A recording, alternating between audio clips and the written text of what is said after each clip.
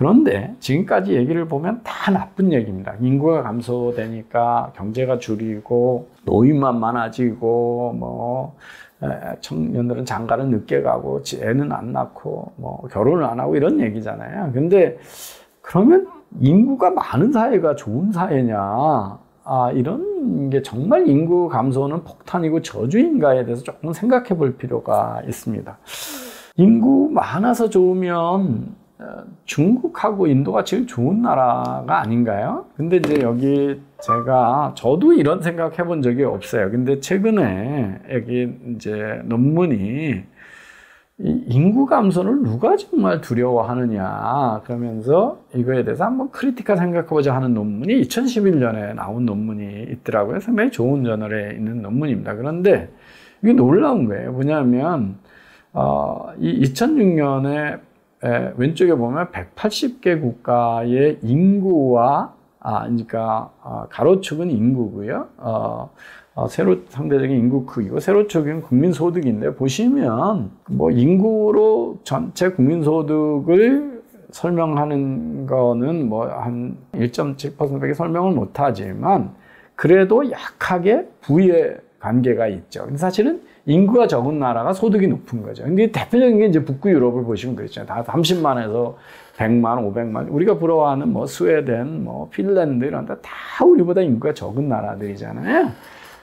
그 나라들이 왜 잘 사냐 하는 겁니다. 그리고 이제 그 오른쪽에 있는 것이 인구고, 이쪽 세로축이 그 경제 성장률이거든요. 1인당 경제, 그 GDP 성장률인데, 여기는 보시면 더 큰 강한 관계, 역의 관계가 있습니다. 그러니까 인구가 작은 나라들이 잘 사는 나라가 많다는 거죠. 경제 성장이 더 많이 되고. 그 다음 보여드리는 그래프는요, 100만 명당 세로축이 노벨상 수상자가 몇 명이냐 되는 거고, 가로축이 인구입니다. 그러면 역의 관계죠. 사실은 인구가 적은 나라들의 이 노벨상 분포가 더 높다. 이런 걸 알 수가 있습니다. 이게 뭔 얘기냐면 양으로 승부하느냐 질로 승부하냐는 거예요. 그래서 한 명의 그러니까 인도같이 제가 오늘도 아침에 미국 TV를 봤는데요. 그 남아공이 이제 백인들에 의한 인종차별적인 종식이 끝났는데 지금도 경제가 어렵다는 거예요. 근데 놀라운 게 청년층의 고졸 비중이 30%밖에 안 돼요. 그러니까 이 남아공은 잘 살 수가 없는 거예요. 왜? 인재에 대한 투자를 안 했기 때문에 그렇죠. 스웨덴 같은 데가 왜 잘 사냐라고 하는 거를 이렇게 동영상을 보시면요. 스웨덴은 19세기에 1870년대 때 이미 그 문맹률이 25%로 이하로 떨어져 있습니다. 75%가 다 읽고 쓸 수 있게 교육을 한 겁니다. 그러니까 뭐냐면 인구가 작은 나라들이 경제 성장에 성공하는 건 뭐냐면 한 명 한 명한테 어마어마한 인재에다 투자를 해서 품질을 높였다는 거죠. 휴먼 캐피탈. 그러니까 인간이 밥 먹고 뭐 하는 거는 사람마다 비슷하지만 그 머리에 들어있는 생각이 얼마나 다르냐에 따라서 퀄리티가 좋으냐에 따라 전혀 다른 부를 생산한다는 거죠. 그래서 인구 수가 줄면 시장이 줄고 잠재 성장률이 줄고 이런 것들이 자꾸 양에 대한 승부만 생각하고 질에 대한 승부를 하지 않는다는 거죠. 인구가 많으면 거기서 처지는 사람도 많기 때문에 사실은 복지 비용도 그만큼 많이 늘어나고 사회적 비용도 늘어나는 겁니다. 그래서 그게 다 좋은 것만은 아니다. 그래서 최근에 제가 소개해드린 논문은 인구 감소가 그렇게 나쁜 소식, 장기적으로 보면 나쁜 소식은 아니다. 어떨 때 인구 감소를 어떻게 해야 되냐면 인구의 인재에 대한 투자를 높여서 품질로 양이 아니라 품질로 경쟁하는 사회가 되면 인구가 많을 이유가 있다는 게 그렇게 좋은 게 아니다라는 걸 하고 있습니다. 그 다음에 이제 노인복지가 다 비용이냐 하는 겁니다. 그래서 첫 번째는 이제 노인도 과연 60세, 65세가 은퇴가 과연 타당한 나이냐. 지금 뭐 교수님들 65세에 은퇴하시는데 기꺼이 은퇴하시는 분 한 분도 안 계세요. 그리고 미국의 정년 보장은 자기가 하고 싶을 때까지 하는데 뭐 90세까지 이제 여전히 교수 잘하고 있는 분들 많거든요. 그래서 생산 활동이 가능한 분들한테 노동시간을 연장해주면 본인의 삶의 질도 좋고 복지 비용도 줄일 수 있기 때문에 뭐 경제활동 인구가 15세에서 65세라는 게 지금 최근에 몇십 년 동안에 있었던 규정이지만 이미 그 산업혁명 초기만 해도 어떤 사회에도 50세 이상의 노인이 거의 없었기 때문에 50세 이상을 경제활동 인구라고 아무도 치지 않았습니다. 그래서 40대 중반까지만 경제활동 인구로 쳤었거든요. 그래서 그게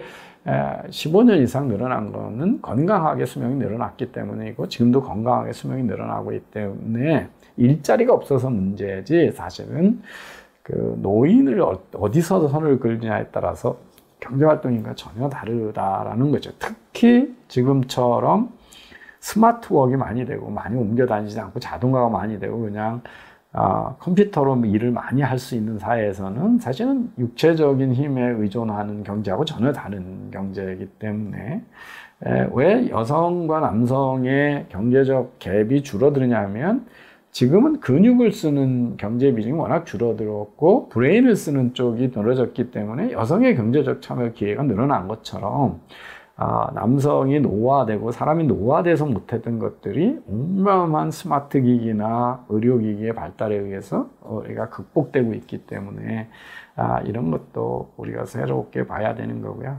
복지를 좋게 해주는 것들은 우리 사회 특히 이제 고령의 경제적 빈곤이나 정서적 빈곤, 관계의 빈곤 이런 것들을 해결하는 거는 새로운 산업이라고 볼 수가 있다는 거죠. 그래서 제가 보여드리는 거는 기저귀인데 기저귀에 습도 센서가 프린트돼 있어서 치매나 중환자실에 있는 환자들도 어른들도 이제 기저귀를 차고 있으면 저 습도 센서 때문에 고령의 어르신이 뭐 이렇게 용변을 봤다 그러면 바로 스마트폰을 알려줘서 훨씬 인간다운 삶을 유지할 수 있게끔 하는 새로운 제품들이 탄생하는 거고요. 집에서 나이가 들면서 장애가 늘어나는 것들을 보완해 줄 수 있도록 집을 어떻게 스마트하게 만들어내는가 이런 것들이 집을 개량하는 사업이 일본에서 상당히 큰 산업으로 증가해서 새로운 시장이 됩니다. 그 노령인들한테 스마트 또는 모바일 원격 진료 산업 같은 것도 크게 늘어나고 있고요.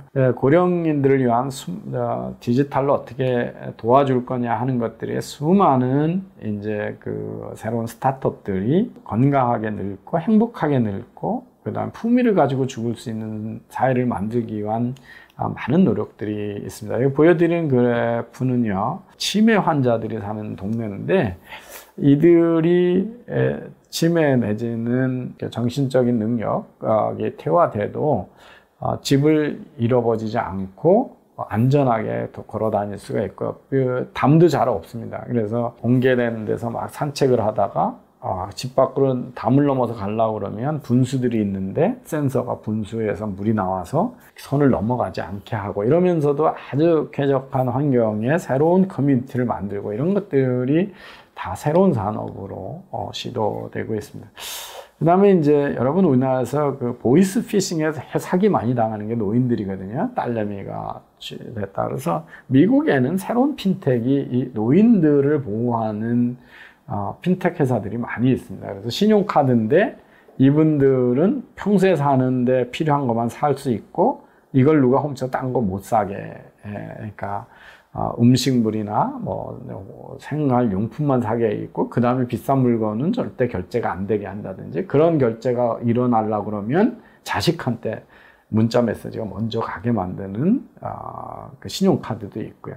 그러니까 우리도 노인들이 판단 능력이 없을 때 보이스피싱 같은 게 왔을 때 AI나 챗봇 같은 것들이 그걸 디텍트해서 바로 아들이나 딸한테 전화가 포워딩 되게 해주고 뭐 이런 것들 쉽게 우리가 만들어낼 수 있잖아요. 그래서 이런 것들도 그 노인들한테 필요한 새로운 신용카드 같은 것들이 산업으로 많이 문제 해결이 되고 있다. 로봇을 적극 활용해야 되겠죠. 그래서 노인들한테 친화적으로 느끼는 로봇이 어떤 모양일까 뭐 이런 거에 대한 연구도 많이 일어나고 있습니다. 그래서 제가 이제 인구 구성을 말씀드리면서 우리나라의 소득 격차가 확대, 특히 가구의 부의 빈부 격차가 확대되는 것은 시장의 부의 변화가 있는 게 아니라 가족의 구성 변화가 더 큰 원인이다. 그래서 함부로 시장이 기업 노동자들한테 제대로 안 줘서 그렇다, 시장이 실패하고 있다, 임금을 착취하고 있다, 이런 얘기들은 인구 구성의 변화를 무시한 아주 근본적인 큰 변화, 가족 구성과 인구 구성의 변화를 무시한 얘기다. 우리나라가 노인 빈곤이 높고 자영업이 많고 이런 것들은 그 다음에 일찍 은퇴하고 이런 것들은 다 압축 성장의 결과인데, 이런 고속 성장의 구조적 차이를 무시하고 함부로 헬조선 이야기를 한다든지, 그렇지만 이 인구 구성에 의한 우리의 과제는 상당히 어마어마한 과제고, 그리스가 몰락한 원인도 과도한 목지 비용을 약속했다가 다음 세대한테 전가하니까 다음 세대가 견딜 수가 없는 것들이 지금 그리스가 몰락을 가져오는 가장 큰 정책 실패다. 그래서 복지 비용을 가족 구성 간에 또는 지역 사회 간에 또 자발적인